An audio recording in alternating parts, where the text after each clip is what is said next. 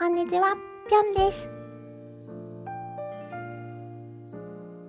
今までに100軒以上のお宿を訪れ、YouTube でご紹介してまいりましたが、今回は日本国内の数あるお宿から厳選し、おすすめの名門老舗旅館を4軒ご紹介いたします。ぜひ最後までお楽しみくださいませ。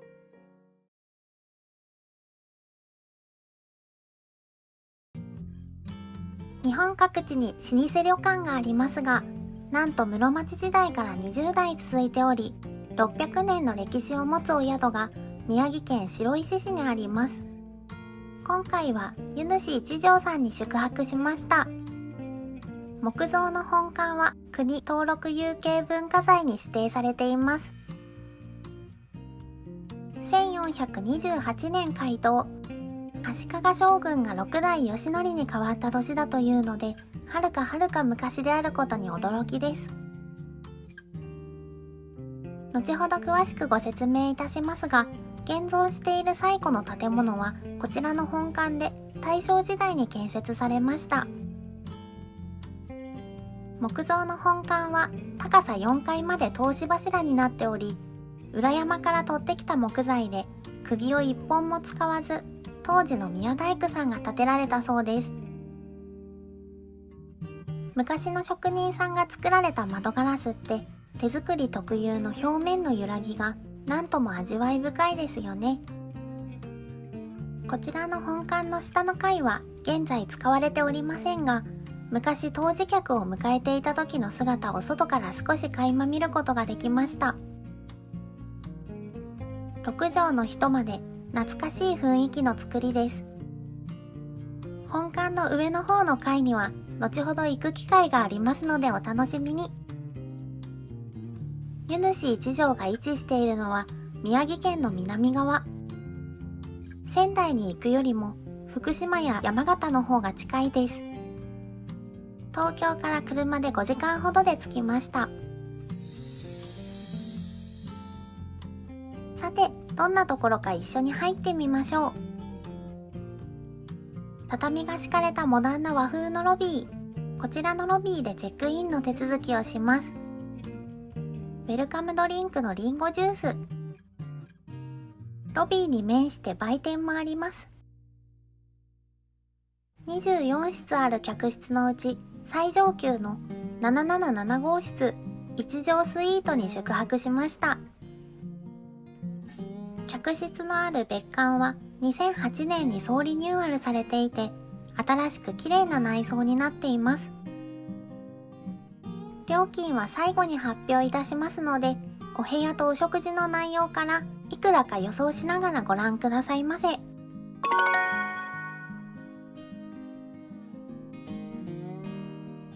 100平米もあるお部屋はすべてにゆとりがあり贅沢な作り。温かみのある配色で統一された和風のほっと落ち着くインテリアです。和室は8畳。壁に囲まれていないのでより広く感じます。テレビも置いてあります。クローゼットはかなり大きいですね。大浴場にはタオルが置いていないタイプのお宿で、お部屋から持っていく必要があります。浴衣と寝巻きはこんな感じです。後ろを振り返ると広々10畳のベッドルーム。ベッドはシモンズのキングサイズベッドが2台。広くて性能も良くて贅沢ですね。コーヒーマシンはネスプレッソです。この波動スピーカー、調べてみましたら14万円ぐらいします。確かに今思い返してみるとかなり良い音でした。引き出しの中はこのような感じです。バルミューダのケトルは見た目がおしゃれですよね。冷蔵庫の中にはお水とお茶菓子が入っていました。18畳もあるリビング。ベッド並みに大きいソファー。ネスプレッソカプセルが点に見えます。ちなみにカプセルはこれくらいの大きさです。こちらは初めて知ったのですが、皆様ご存知ですか？このカウチは中にシリカが入っていて、ソファーに座っていながら岩盤浴ができます。とても高価なものだと教えていただいたので、調べてみたら一番お安いものでも60万円近くしました。じんわり暖かくて心なしかすごく癒されました。癒しといえばやはりお風呂。バスルームを覗いてみましょう。洗面所は玄関から入ってすぐ右手にあります。ダブルシンクでアメニティが男女ともに充実していました。右手は男性用でポーラのスキンケアやヘアケア用品が置いてあります。左手には女性用のアメニティがあり、エステ専売品のようなスキンケア用品が置いてありました。普段お肌のためにたくさんの泡で洗顔するようにしているので、泡立て器を置いてくださっている細かいお気遣いはとても嬉しかったです。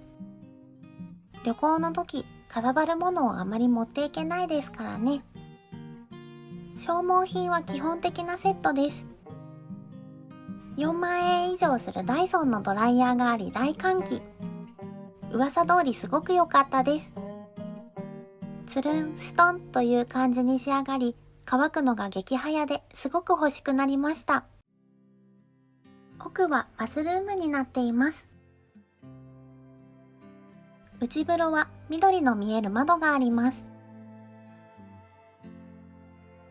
聖火はお風呂に浮かべたり、ご自由にお使いくださいと言われました。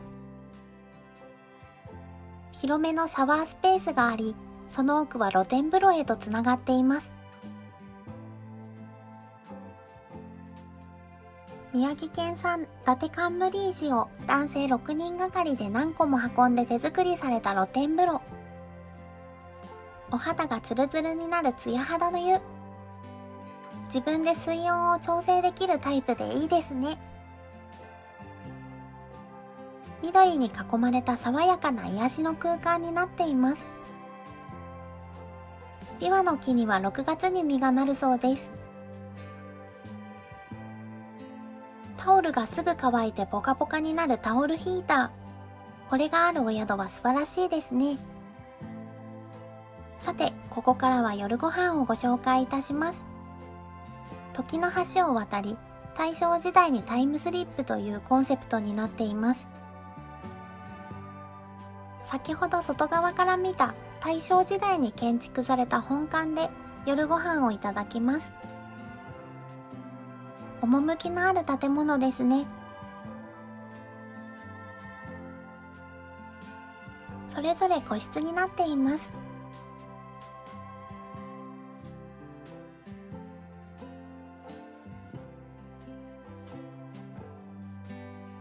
前菜は嬉しい少量多皿の10品目。メヒカリのかざ干し焼き、山吹牛山椒焼き、蓮芋浸し、わらび寿司、あさりエビ、うの花汚し、アスパラ寄せ、ベビーホタテマリネ、紅茶鴨くわに、豆腐木の芽田楽焼き、アシタバピーナッツあえ、アワビ遠山のお椀。お作りは豪勢な5種類。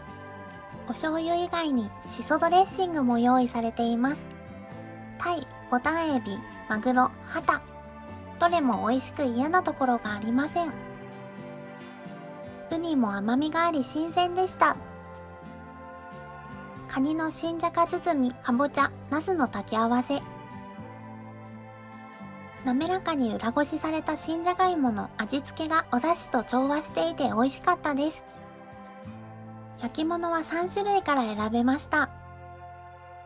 私は和牛ヒレステーキをセレクトしました。柔らかくてさっぱりしているところが好きです。こちらは仙台黒毛和牛。脂が乗っていてリッチな味わいです。お鍋は2種類から選べました。こちらは穴子鍋。こちらは地元白石にある三沢屋さんの霜降り地養豚のお鍋。昨年行われた宮城県の品評会で優秀賞を獲得した上質なブランド豚肉です。冷凍せず新鮮な状態で仕入れられているそうです。ご飯は白米か裏山で採れたたけのこご飯の2択で、たけのこご飯を選びました。甘い味付けで懐かしい味がしました。デザートはいちごと抹茶のムース。ごちそうさまでした。帰る前に建物を自由に見学していいとおっしゃっていただき、ぐるぐると廊下を回ってお部屋に戻りました。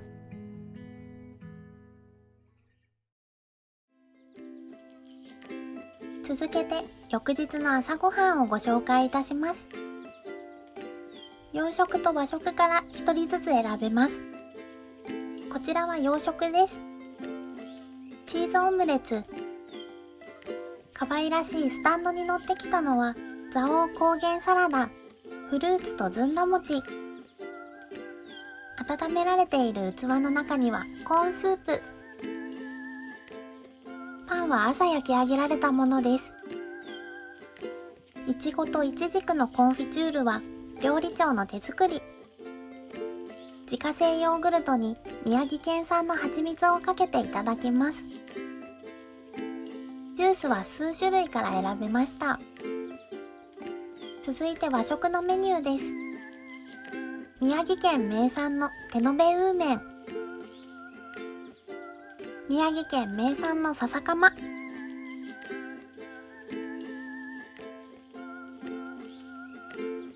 蔵王高原サラダ。左奥から塩鮭、銀だらの幽庵焼き、卵焼き。出来たての手作り豆腐。スイートルームは土鍋でご飯を炊いていただけるようです。館内には2つの温泉がありますので、順にご紹介いたします。こちらは広い大浴場。お肌がツルツルになることから、ツヤ肌の湯と呼ばれています。90年ほど前に一人の男性が手掘りで掘った洞窟。お湯は大浴場のすぐ近くにあるその洞窟から引かれています。この時は6月上旬で、どこまでも気持ちの良い新緑を楽しめました。洗い場は5人分のスペースがあります。もう一つは600年の歴史を持つ薬湯です。600年以上も昔、一人の農夫が喉を潤すために水を求めて、釜の先で地面を掘ったところ、温泉が湧き出たことに由来して、この地の温泉は釜崎温泉と名付けられました。古くから傷に釜崎の薬湯と評判が高く、外傷や火傷を癒し、お肌をきれいにしてくれるそうです。伊達政宗や片倉景綱も入浴されていました。泉質はナトリウム塩化物硫酸塩泉です。鉄分が多く含まれているので、酸素に触れて湯花が茶色くなります。昔懐かしいレトロな風情ある雰囲気が魅力的でした。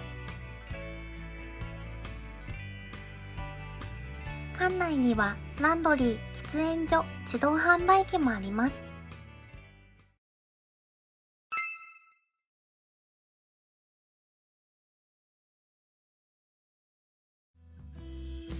湯布院の御三家、玉の湯さんに宿泊しました。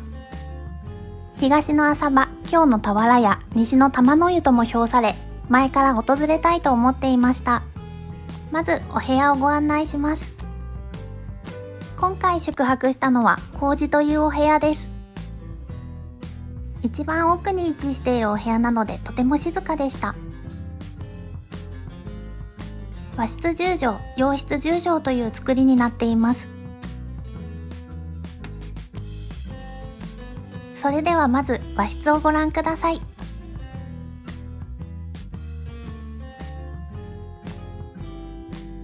たっぷりとしたこたつが最高です。ポカポカに温まっていました。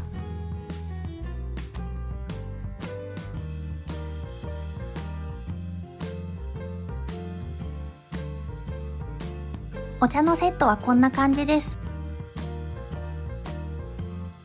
ほうじ茶とお煎茶がありました。玉の湯さんの美味しいお茶です。早速お煎茶を入れて一息つきます。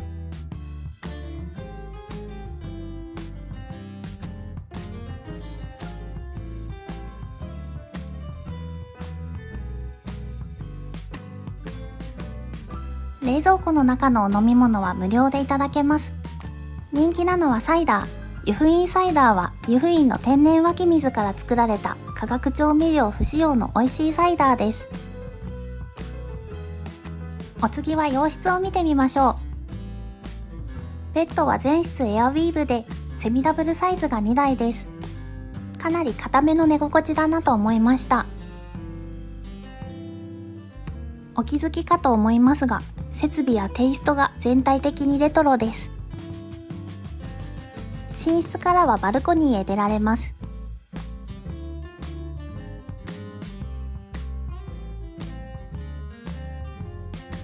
お風呂へ行ってみましょう。それなりに広くて普通のお家のような感じがします。タオルも十分に用意されています。ちょこんとアメニティが置いてありますが、さりげなさに反して質が良かったです。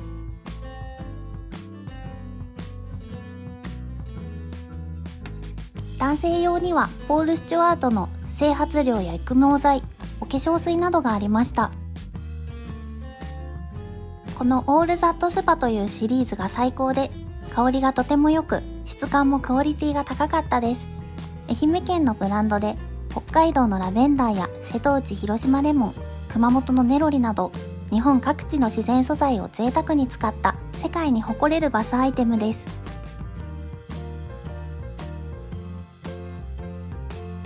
全室に源泉かけ流しのヒノキ風呂がついています。洗い場もかなり広いのですが、浴槽が相当大きいと思いました。縦の長さはおそらく150センチ以上あります。広々ゆったりくつろげました。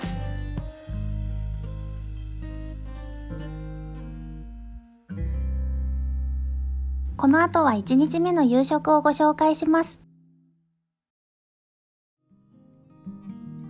食べログランキングの湯布院別府エリアの全ジャンルで第1位です。前菜は取り分け式で8寸のように盛り込まれてきました。松の内だったのでお正月らしいお料理が中心です。豆に働けるように黒豆と長寿を願ってチョロギ、松竹梅と鶴に見立てたお料理、うまきに干し柿チーズ、からすみとエビ、編み笠柚子。お椀はすっぽんか甘鯛から選べました。私がいただいたのはこの甘鯛の餅巻きのおすましです。1日目の夕食のお作りは3種。煮物は大皿の盛り付けで2名分来ました。お次はヤマメの塩焼きか揚げ豆腐の2種類からチョイスです。メインディッシュは5種類から選べます。豊後牛の炭火焼きと車エビのしゃぶしゃぶをお願いしました。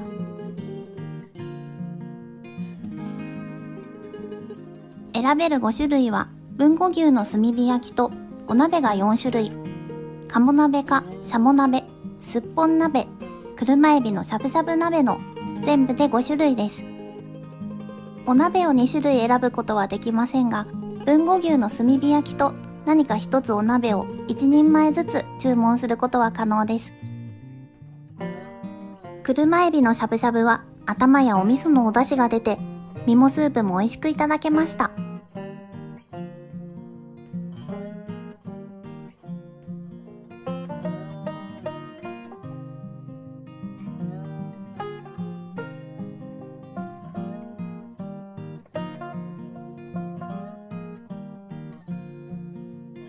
湯布院ではクレソンが名物です。お好みで締めはお雑炊にしていただけます。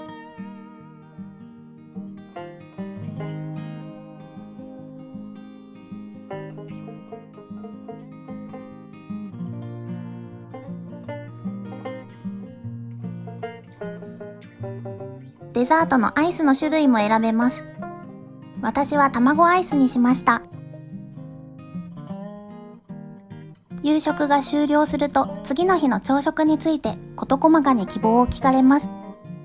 和食か洋食か、卵料理やスープの内容など、インスタグラムをチェックしながら他の方のレビューを参考に決めました。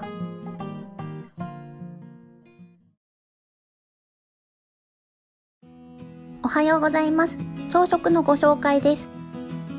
2泊したのでいろいろな種類をいただけました。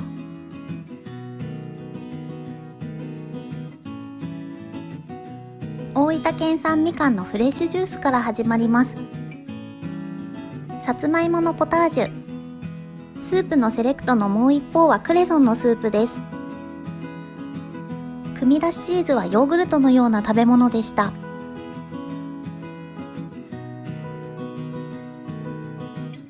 椎茸入りオムレツはバターが香る間違いないお味でおすすめです。フレンチトーストとスペイン風の卵料理。トーストの焼き加減まで好みを聞いていただけます。旅館の朝食といえばだし巻き卵も食べたくなります。モッツァレラチーズと一緒に1日目はロースハム、2日目は鶏のささみの燻製が出てきました。和食も良かったです。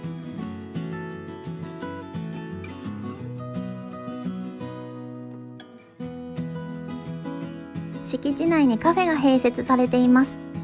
数量限定のアップルパイが名物です。見た目が美しく、お味も美味しかったです。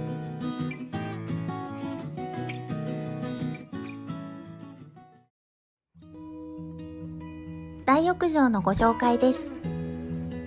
明るく開放的な気持ちの良い空間。湯布院の温泉は無色透明、無味無臭の単純泉です。不眠や精神的なストレスに効果があるそうです。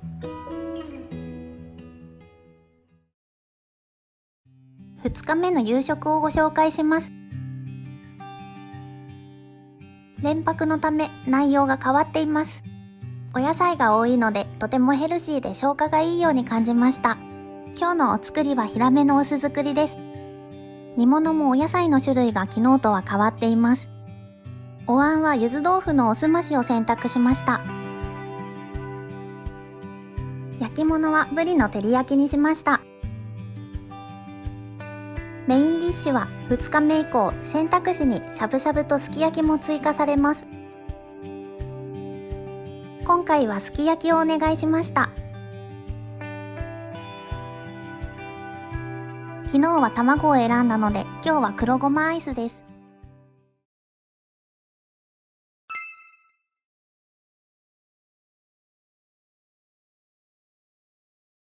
1000年の時を刻んだ都。歴史と伝統が息づくこの町には、多くの日本人が特別な思いを持っていると思います。京都は不夜町通り。京都の町の真ん中にそのお宿はあります。こんにちは、ぴょんです。江戸時代中期からこの場所で300年以上続く京都で一番古いお宿、俵屋旅館さんに宿泊しました。西の玉の湯、東の浅場、そして今日の俵屋と評される日本を代表する旅館で、京都御三家にも数えられます。一歩足を踏み入れると、この場所が街の中であることが嘘かのように、静かで上質なほの暗さを含んだ景色が広がっていました。悠々とお出迎えしてくれている梅が描かれた金の屏風は、今からおよそ400年ほど前、江戸時代初期の作品です。今年の干支の虎が描かれた俵屋春は加藤清信先生の作品。四季折々の雅を表す壺にはその時々によって違う姿を楽しめます。今回生けてあったのは気品あふれる白梅と白玉椿。おかみさんの佐藤俊さんは花の人という定評があるそうで、お宿のいろいろなところで可憐なお花が目に入りました。パブリックスペースには非常に貴重そうなもの、国宝や文化財なのではないかと思わせるようなものが惜しみなく飾られています。また後ほど館内を散策しながらご案内いたします。客室数は全部で18室。料金は最後に発表いたしますので、お部屋やお食事などの内容から一泊いくらか予想しながらご覧くださいませ。今回案内されたのは寿のお部屋です。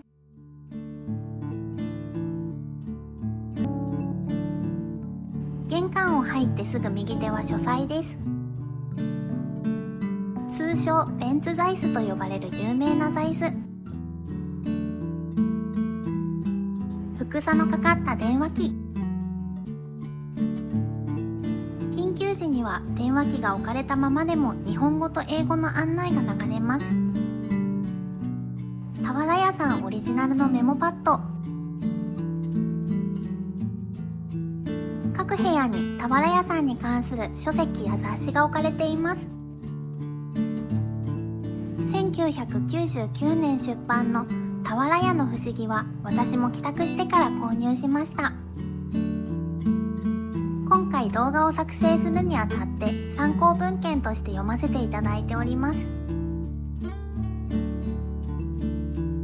元来た方へ戻ると書斎と玄関の間にお風呂場があります。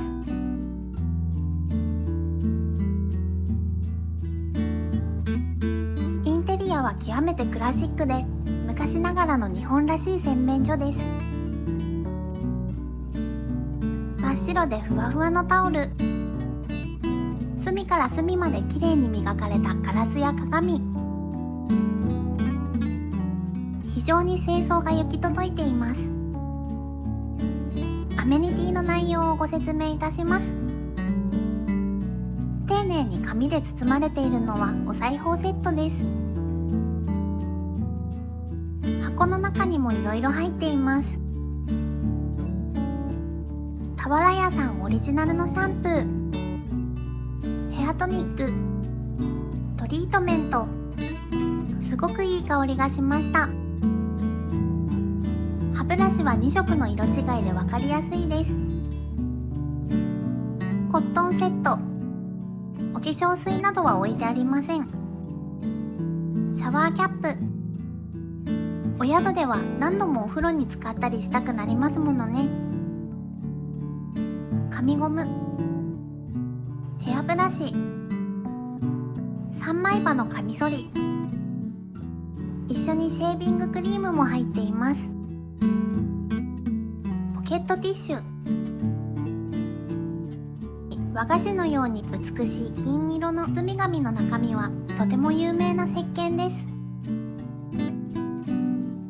俵屋さんと花王さんの共同開発で作られたオリジナルで、ローズ、ベルガモット、サンダルウッド、ジャスミン、ラベンダーなどの天然香料を主体に200種類以上の香りがブレンドされています。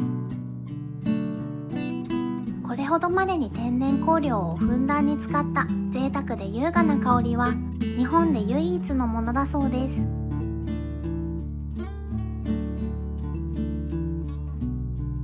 ドライヤーはパナソニックのナノケア。体重計も置いてあります。お風呂場を見てみましょう。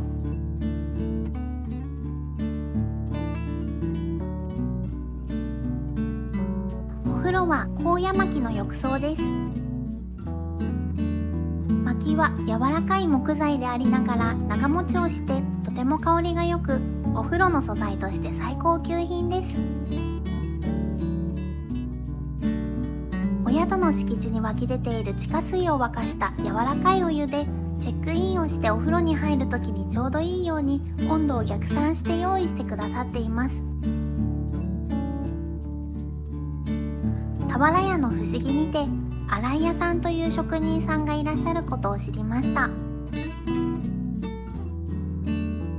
毎日きちんと歯磨きをしていても年に数回歯医者さんへ行ってきれいにしてもらうことと同じで、日々の誠実な清掃に加えて定期的に洗い屋さんによる大掛かりな手当てが施されています。金色の金属の部分や壁の隅まで丁寧にお掃除がされていて気持ちの良い空間です。温度計と石鹸がもう一つこちらにも置いてありました。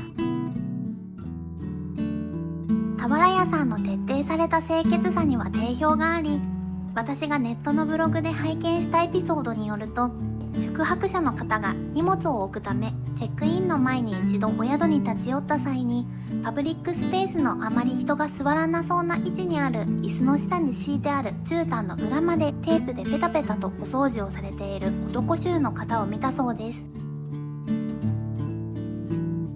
クローゼットには綿 100% の浴衣とお持ち帰り可能な旅靴下が用意されていました。それでは本間へ行ってみましょう。端正なすき家造りの和室です。広さは本間が8畳と踏み込みが1畳。朝晩ともにお部屋食です。さりげなく置かれた俵屋さんの便箋が渋くておしゃれです。この純和風の景観を損ねないよう、テレビは木ずれ格子戸の中にしまってあります。美しい杉とヒノキの網代天井。ウェルカムスイーツは有名なわらび餅。本わらび粉とお宿に湧き出ている地下水で作られた清らかな味わいとプルプルの食感が特徴です。平安の時代から日本人が大切にしてきた心、貞浴一如。お庭と建物の調和が取れた空間を指します。人間と自然界とがつながっているという日本人の心情の表れです。日本の庭園は低いところに日陰に強い陰樹、高いところには日当たりが必要な陽樹が植わっていて、日本人の細やかな自然への向き合いが感じられます。繊細な苔などを傷つけないよう、お手入れはほうきなどを使わず全て手作業。葉についた塵なども指で落とすほどの細やかさです。叩には披露宴のような雰囲気の落ち着けるスペースと、反対側には扉のついた棚があります。中は何が入っているのでしょう。開けてみようと思います。冷蔵庫が現れました。お飲み物は無料でいただけます。中身はビタミンレモン、爽健美茶、トマトジュース、キリンラガー、ミネラルウォーターです。冷蔵庫の上にはお茶のセットが用意されています。京越家の可愛らしい茶器は佐藤俊さんのデザインです。江戸時代後期の作品、谷文晁の鬼念仏図。毎月変わるしつらいは日本の伝統文化を楽しませてくれます。パブリックスペースのご紹介をいたします。坪庭の横の予報棚にはお覆面と狛犬と梅。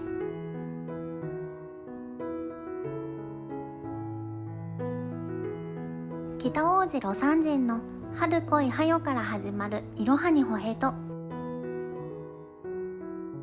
俵屋さんオリジナル商品を購入することもできます。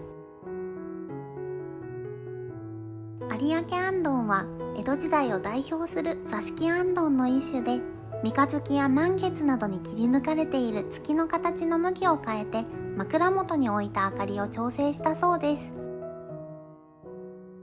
日本酒好きなら誰もが知る三輪神社の杉玉、加藤清信先生の板絵鬼と福、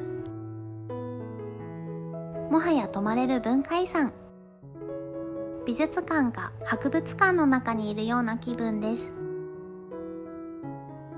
すだれ一つとっても超一流の職人さんが最高品質の素材で作られたものです。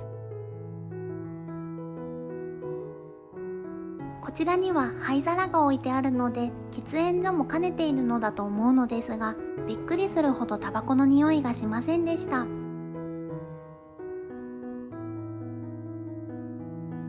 福人形と一生マス、亀甲重装剣正月の鬼。図書室に来てみました。俵屋さんクラスとなると置いてある本も希少価値が高そうです。この空間にこの器を配置するインテリアのセンスも唯一無二であると感じます。なんだか心惹かれた本がありました。表紙の絵や色使いがなんとも可愛らしい本です。発行されたのは明治45年で、西暦でいうと1912年。昔の大阪のことが書かれています。今から110年前の文化に興味津々となりました。楽しみにしていた夜ご飯のお時間です。まずはじめに中井さんが一本注いでくださいます。小さい桃を漬け込んでいるそうです。如月のお料理のテーマは節分。対な小福、鬼は外、福は内の意味です。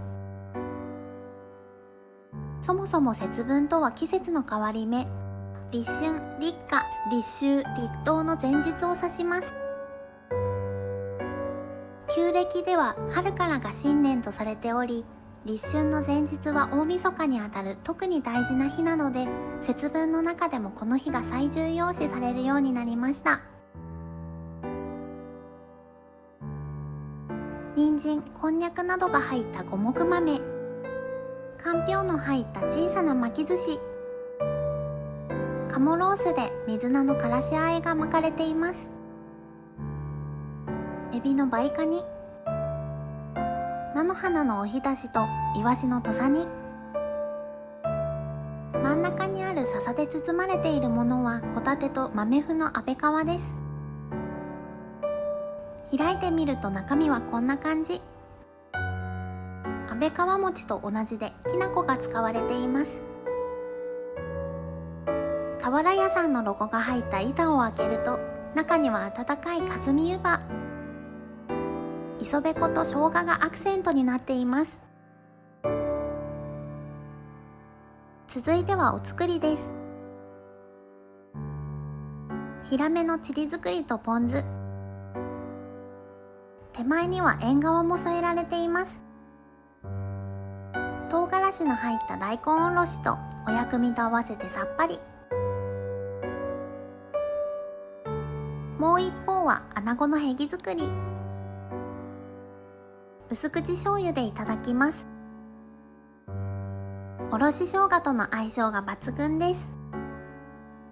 弾力があり脂がのっていて奥深い旨味が感じられました。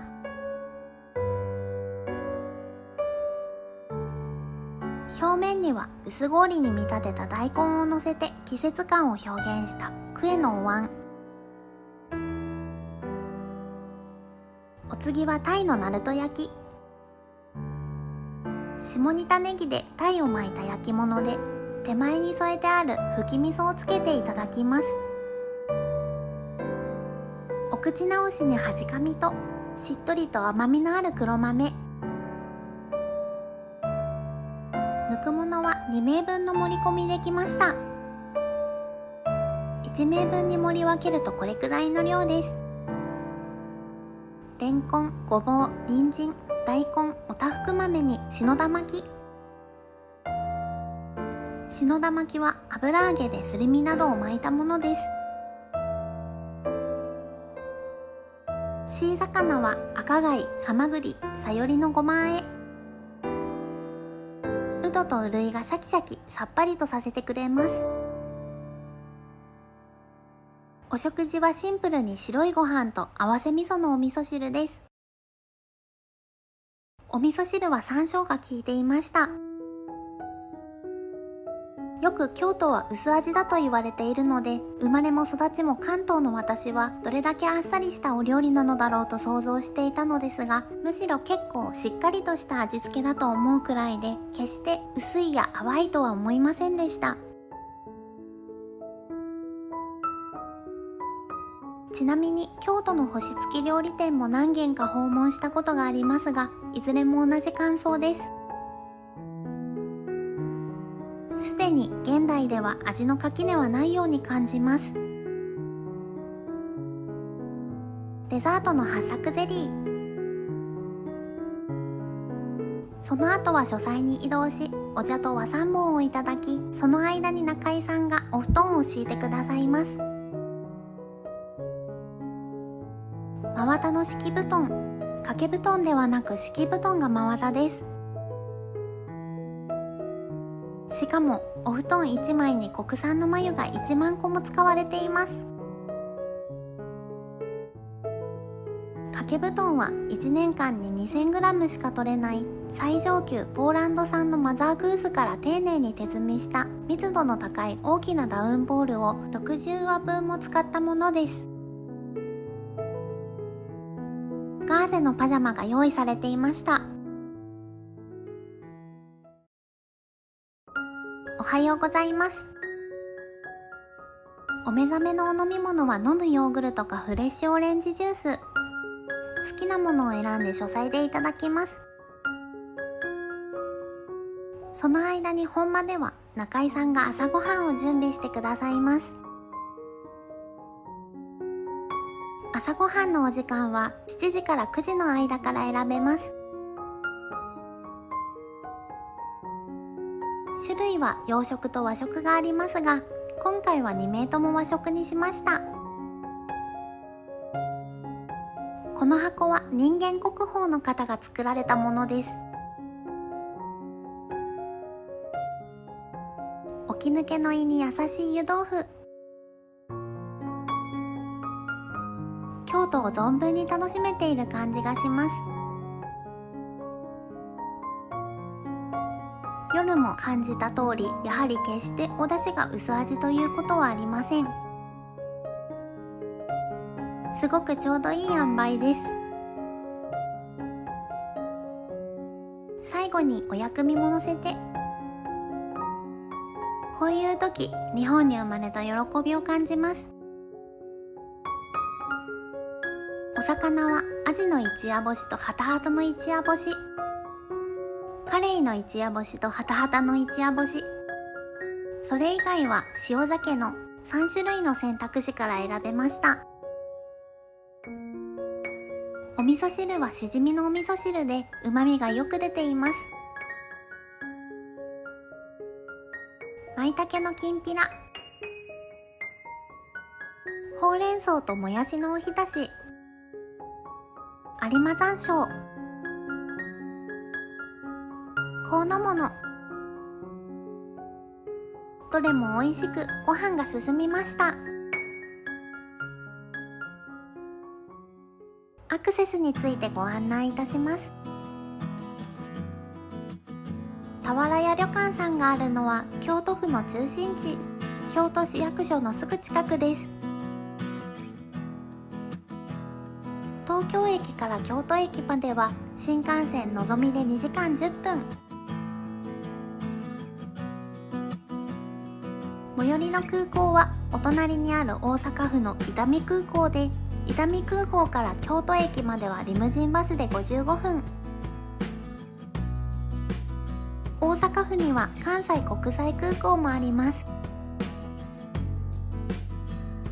京都駅から俵屋さんまではタクシーでも電車でも15分ほどです。徒歩圏内でも観光地の多い京都の一等地の一つだと思います。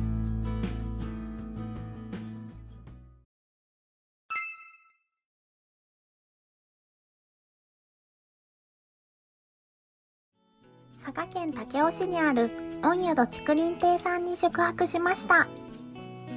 予約サイト一休 .com の口コミで 4.82 点と高評価。予約サイトリラックスでも最高格付けのミュージアム。辛口なレビューが集まりやすい Google の口コミでも123件ものレビューがありながら 4.8 点とトップ評価。ミシュランガイドにおいても5つ星の最高評価を獲得されています。念願かない初訪問です。結論から申しますと、今までにご紹介した数々のお宿の中でも特に最高の旅館でした。お部屋、お食事、温泉が素晴らしく、15万坪の敷地には随所に美しいおもてなしが。今回もこの素敵なお宿の魅力を丁寧にご紹介してまいりたいと思います。ぜひ最後までお楽しみくださいませ。竹林亭さんは佐賀県の西部、長崎県との県境にある武雄市に位置しています。15万坪もの広大な敷地に、客室はなんと11室。あじさいのお部屋に宿泊しました。お部屋や施設、お食事の内容から一泊いくらかぜひ予想しながらご覧くださいませ。ゆとりある作りの玄関を入ると、正面にバスルーム、すぐ左手にお部屋が続いています。3畳の継ぎ土間があり、本間は10畳、その奥に広縁と書斎も設けられています。11室それぞれにデザインが異なりますが、和室、和洋室、貴賓室と料金の区分けは3つのカテゴリーです。このあじさいのお部屋は、その3段階のうち真ん中の価格帯の和洋室のお部屋です。ご存知の方も多いと思いますが、スイートルームとは、正しくはルームをつけずスイート、一続きの一揃いのという意味、つまり複数のお部屋があるということになります。100平米を持つこのお部屋は本当の意味でのスイートです。竹林亭さんのお部屋は11室すべてに温泉露天風呂がついています。客室露天風呂がお宿選びの決め手という方も多いと思いますので、次にバスルームをご案内いたします。木製のもので統一された優しい雰囲気の空間。真っ白でふわふわのタオルに約6万円する高級ドライヤーのレプロナイザー、おしゃれなマークス&ウェブのアメニティ、クレンジング、洗顔、化粧水、乳液と一通りありました。綿棒はたっぷりの量で安心。コップも木で可愛いです。非常に清潔感のあるシャワーブース。扉を開けた瞬間に木の良い香りが広がります。シャンプー類もマークス&ウェブです。1300年以上前に編まれた肥前の国不土器に、こちらの武雄温泉が登場します。古事記、日本書紀とともに奈良時代に編纂された書物として有名な不土器。不土器は当時日本国内にあった60余りの国々が地名の由来や産物、伝承などを国ごとに記録した書物です。現存するのは60カ国以上の国のうち5カ国のみで、今の佐賀県の元になった肥前の国の不土器は最も古い平安時代の写本で国宝に指定されています。続いて寝室をご案内いたしましょう。なんとお部屋の中に中庭があります。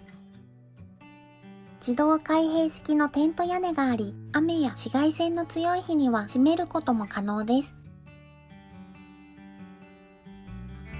和風の雰囲気のお部屋の中、綺麗に溶け込んだ洋室。寝具は高級天然素材のカシミヤやキャメルなどを活かした寝具専門店岩田さんのラークオール。このお部屋にもきちんとエアコンがついていますので快適です。木の良い香りが漂っていて心地よい空間でした。インテリアのアクセントにもなっているランプは和紙の立体技術を用いて作られています。寝具と浴衣、アメニティは次の間にあるクローゼットにあります。アメニティは可愛らしいカゴの中に用意されていて、櫛、ブラシ、カミソリ、コットン、シャワーキャップなどが入っていました。水屋には様々な食器やコーヒーにお茶類のセット。珍しいところではコンペイトーが置いてあります。冷蔵庫の中のものも無料で自由にいただけます。ビールにミネラルウォーターとソフトドリンクが入っていました。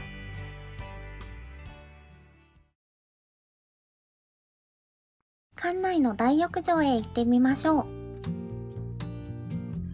竹林亭さんの温泉はアルカリ性単純温泉で美肌の湯と言われています。アメニティなども置いてあります。大浴場のドライヤーはダイソンです。バスタオルも用意されていますので、お部屋から何も持たずに来られます。大浴場は内風呂と露天風呂が一つずつ。アルカリ性の温泉は古い角質を落とし、新陳代謝を促進するため、くすみを取ってツルツルのお肌にしてくれます。客室数がわずか11室である上に、全室露天風呂付きのため、大浴場が混み合うことはなさそうです。洗い場は4つありました。大浴場のすぐ近くには湯上がりにゆっくりできるお休みどころがあります。キンキンに冷えたビールに自家製の梅酒、水出しのコーヒーが用意されていて無料でいただくことができます。東京ドーム10個分という15万坪もある敷地の大部分は江戸時代の後期1845年に佐賀藩武雄領主の鍋島重義が完成させた三船山楽園という回遊式庭園になっています。約300万年前に有明海から隆起してできた三船山の断崖を借景に3月中旬から4月上旬は2000本の桜、4月中旬から5月上旬は20万本のツツジや樹齢170年の大藤、11月上旬から12月上旬には紅葉、四季折々美しい景色を楽しむことができます。さて、楽しみにしていた夜ご飯のお時間です。朝晩ともにお部屋食で、開始時間の数十分前から中井さんがお支度にいらっしゃいます。先付けとお作りが一緒に来ました。純菜とアワビそうめん。お作りはヒラメ、シマアジ、ヤリイカの3種類。甘みのある九州のお醤油、美味しいです。お椀は水なすをハモで巻いたもの。揚げてあるため適度なコクが感じられました。タチウオの香り焼き。佐賀県はウニの名産地でもあります。良いタチウオはふわっとしっとりしていて美味しいです。夕食時でもまだ明るくて心地よい季節ですね。いちじくの酒蒸し。クリーミーなごまあんを絡めていただきます。ホタテもろこし揚げ。お作り、焼き物、揚げ物とお塩の種類が違っていることにこだわりを感じました。伊勢エビの黄身落とし。卵をまとった伊勢エビが半生状態に火入れされています。ご飯は佐賀県産のコシヒカリ。伊勢エビの赤だし。メインは佐賀牛のヒレ肉のステーキ。焼き加減は一人一人好みに合わせていただけます。生姜のジュレがかかったシャコ。タ武雄産有機野菜のサラダ、ちょうど良い塩加減の香の物、デザートはメロンのブランマンジェ。メロンの香りが華やかで美味しかったです。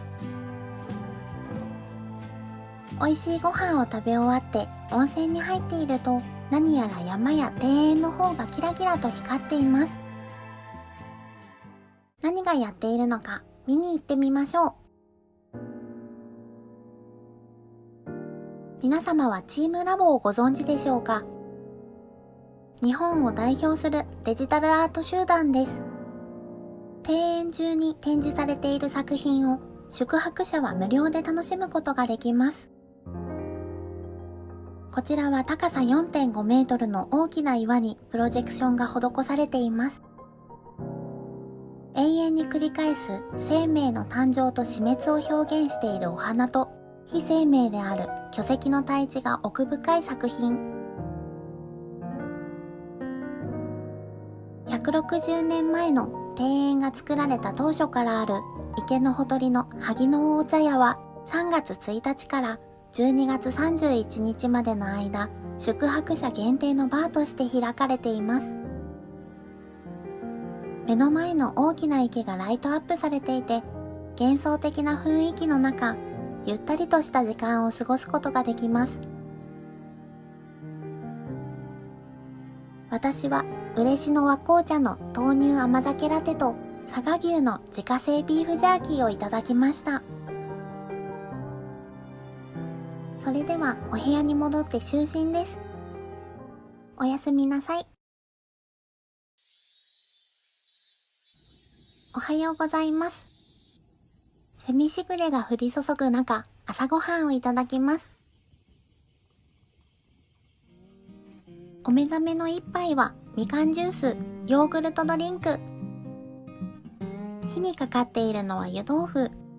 お出汁とごまが効いたクリーミーな味わいです。海苔箱は下に炭が入っていて、いつまでもパリパリの海苔をいただけます。サラダはドレッシングが2種類。茶色は和風ドレッシング、白色は玉ねぎとオリーブを合わせたもので、フレンチドレッシングのようなお味。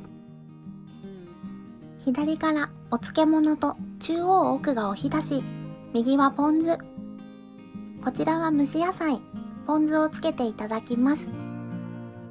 玉ねぎと長ネギのお味噌汁。焼き魚とトロトロの半熟卵。最後は水菓子でさっぱりと。お隣にある三船山楽園ホテルの大浴場も無料で利用することができます。ロビーにはチームラボの呼応するランプの森という作品が常設展示されていて、これをお目当てに日帰りでいらっしゃる方も多いそうです。2020年7月にリニューアルされたばかりのおしゃれで綺麗な大浴場は、内湯も露天風呂もとても広いです。日帰りでも利用可能ですが、宿泊客は無料で好きな時に来ることができます。しかも女性の方には喫茶室まであります。お塩をかけて食べるプリンやデトックスウォーター、ドライフルーツに水羊羹、お水やお茶などが置いてありました。入浴の間にこのような楽しみが用意されていることがとても嬉しかったです。そしてこちらの名物はサウナ。サウナシュラン全国第1位を獲得されています。水風呂も冷却した温泉水です。審査員の方もここまでの施設は他にないとコメントされていました。